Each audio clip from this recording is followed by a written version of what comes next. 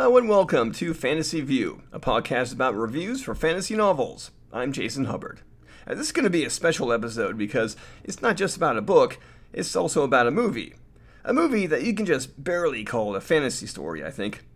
Batman, the first movie directed by Tim Burton, and not the one starring Adam West. This movie had received the novelization treatment, meaning that an author was paid to write a novel based on the movie's plot. This means you can actually learn about a movie's story before you actually see the movie. And yeah, sometimes the book comes out before the movie is released. I don't know how often this happens with blockbuster movies, but I suspect these kinds of books are a niche market. The author of the Batman book is Craig Shaw Gardner, a fantasy author who did some original work, but also did a number of novelizations, including Batman Returns, Back to the Future Parts 2 and 3, and The Lost Boys. He has a Wikipedia page, so I encourage you to check it out. I found the cover of this long-lost book on Google, and it's exactly as I remember it.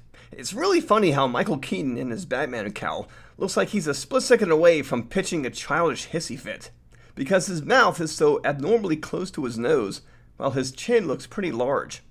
Could that have been photoshopped? What do you think? Now, a little personal history. My introduction to the Batman character was on the Super Friends cartoon, which was like this unholy union of the Justice League and Scooby-Doo. Now, I saw plenty of episodes of Super Friends, but I didn't really like the show because even back then, when I was very little, I didn't care for things that were cheesy and corny, which pretty much describes Super Friends to a T. Batman was among the Super Friends, and I was hardly impressed. I mean, there was a guy who could fly and had super strength, and another flying guy who could make powerful green automata. And then there's this guy dressed as a bat, I guess, in a baby blue outfit who didn't seem to have any superpowers. He just drove a retro car and had a sidekick who showed off a lot of skin. So when I saw the commercials for the Tim Burton Batman movie, I was surprised. I had no idea this character was somehow worthy of having a movie made about him. After that, of course, I learned plenty of things about Batman, such as how there was a 70s TV series about him, and how he was a detective who relied on various gadgets. And he never, ever used a gun. Besides the very first few comic issues. These facts made the character suddenly intriguing, and I was very interested in seeing the movie. I also liked how the filmmakers lost the baby blue outfit in exchange for one that's as black as night. Although he still wears a belt that makes him look as though a string of lemons is levitating in the shadows. I was so interested in this movie and this character that I bought the novel impulsively at a department store. Correction, my parents bought it for me. The year was 1989, so that summer I was 9, and I had read quite a number of books by then to be interested in this movie novelization. I thought it was a little exciting to read about the movie's plot before it even came out, and soon after it did, I saw it with my father and brother. Some people may say that the book must have spoiled the movie for me, since I knew what was going to happen as the movie progressed. I won't argue against it, but I don't regret it because I feel the book actually enhanced the movie viewing experience for me, especially since I recognized how the movie's plot deviated from the books. When a movie is based on a book, it comes as no surprise when the movie has some changes to the story and sequences. These changes are for various reasons, such as to change the tone or censor certain content, but it's usually to cut down on the movie's running time. In Jurassic Park, for instance, a long explanation in the laboratory was changed to a cartoon starring Mr. DNA. But Batman isn't based on a novel. The novel was written as a kind of companion piece for the movie. The author was probably given an early version of the screenplay, and so he followed the screenplay while writing the book. But during the movie's pre-production and filming, there were apparently some changes made for whatever reason. And I think it's fascinating how the book gave a glimpse of how certain scenes were originally going to be played out. One scene that had a pretty big change is the one in Vicky Vale's apartment, where Bruce Wayne is about to tell Vicky that he's the guy who had gassed her and took her roll of film. Batman, in other words. In the movie, the doorbell rings, and it's the Joker and his goons, who then force their way in. Joker ends up shooting Bruce, and then skedaddles. Vicky then finds that Bruce had disappeared, not dead after all, so she then does the only logical thing to do.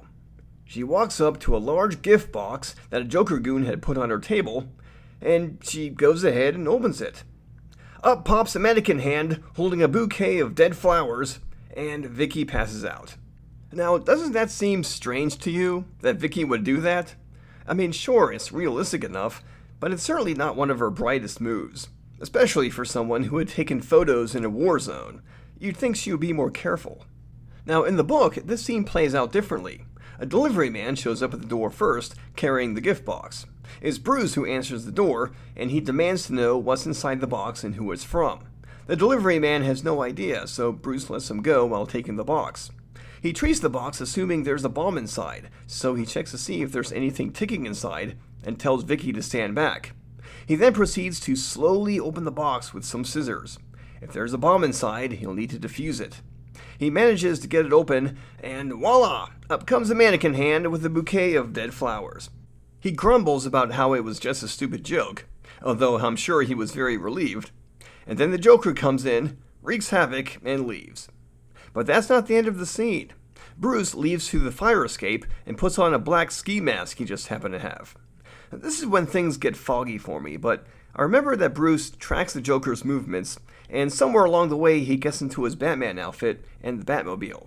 He follows Joker to City Hall, where Joker takes the mayor hostage because the mayor happened to be delivering a speech at a podium, which I'm convinced is all the Gotham mayor ever does. Batman confronts Joker, who's holding the mayor with a gun pointed at his head, and he asks the maniac, "What do you want?" The Joker says, "I want a bicycle. I want my name on the moon. I want..." Again, Batman gets frustrated. Afterward, Joker somehow gets away, leaving the mayor none the worse for wear, and Batman makes his own escape. I'm sure the sequence with the mayor was cut from the movie due to time constraints, but what about the one with the gift box? That could have made for a pretty suspenseful moment. Well, again, I think it was cut for time. I believe a skilled director can tell when a scene might go on for too long, and if it does, then it might take away from other, more important scenes. In this case, Burton must have thought that the Joker crashing the apartment was necessary. The gift box was not. And yet, the gift box is still in the movie. I'm guessing Burton had said, "Well, we're stuck with this weird little prop. Might as well not let it go to waste." So I said that reading the book first enhanced my movie viewing experience. That's because the book sometimes gave some insights into a scene that the movie barely acknowledges. After Batman crashes his Batwing, he follows the Joker with Vicky up a cathedral bell tower. I mean, he just gets out of the wreckage and starts climbing the stairs like it ain't no thing. It seems a little unreal, especially for a superhero with no superpowers. The writer must have thought so too, which is why he claims that Batman was grievously wounded and in a lot of pain. As he climbed the tower, he mustered up the willpower to keep himself from passing out and from screaming at the top of his lungs. He didn't want the Joker to know just how hurt he was, so he kept his silence and kept himself moving. At the top of the cathedral tower, 3 of the Joker's goons attack Batman. This makes it seem as if the Joker had planned to go to the top all along. But judging from the Joker's earlier dialogue, it actually sounds as if this plan was a spur-of-the-moment thing. He just happened to be at the base of the tower, so he calls for a helicopter to pick him and Vicky up at the very top, most likely to elude the cops. So why were the goons up there if they weren't part of the plan? Well, the book offers an explanation. It says that the goons were bored just standing at their posts during the parade, so they decided to climb the tower to get a better view of the balloons and carnage on the streets. Plus, they were all graduates from a judo school, which is why they were a match for Batman. They had pretty exotic names that the Joker couldn't remember, so he nicknamed them Bozo 1, Bozo 2, and Bozo 3. I wonder if that's what they were really called in the script. Now, just a few more things before I close out, and I'll make them brief. During the Batmobile chase, Batman cries out, "Damn," a few times in frustration. I had expected him to say that in the movie too, but he stays silent instead, the epitome of cool.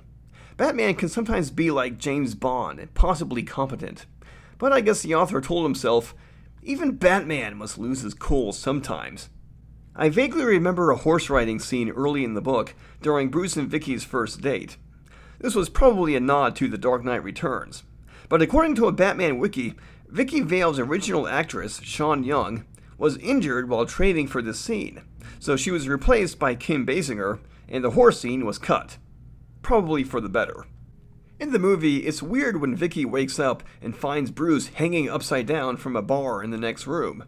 In the book, it's still weird, but at least the reader knows why Bruce does this. He not only wants to look like a bat, he wants to be a bat as much as humanly possible, to capture some of a bat's mindset. Hence, he tries to sleep as a bat does, upside down.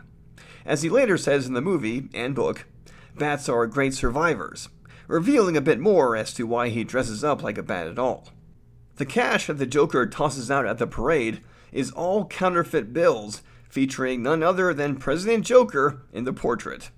When the crowd notices this and gets unruly, that's when the Joker unleashes his Smilex gas. This could have been a little funny if it was kept in the movie. And so that's it, the novelization of Tim Burton's first Batman movie. It's been out of print for 1,000,000 years, but there are a lot of copies being sold on Amazon, many of them dirt cheap. If you like the movie like I do, you might want to look into getting a copy. It may change your perspective of the movie in a good way. Batman is one of my favorite flicks, and it's widely considered to be one of the best superhero movies of all time. I like it just the way it is. I just wish Kim Basinger didn't scream so bloody much. Yet reading the book is rewarding unto itself because it gives some insight into what could have been, if not necessarily what should have been. Even if some bits were rightfully cut from the movie, I think they were worth being included in the book because they serve as special rewards for those who take the time to check the book out. In fact, there are a lot of books that reward readers with extra content they might find interesting, such as Pteranodons in Jurassic Park, and the campaign to save the house elves in Harry Potter. Whether you watch the movie after reading the book, or vice versa, the book may allow you to view the movie in a new light, and it may give you a new appreciation for the craft of storytelling and movie making. I'm Jason Hubbard. Thanks for listening to Fantasy View, and please, keep reading.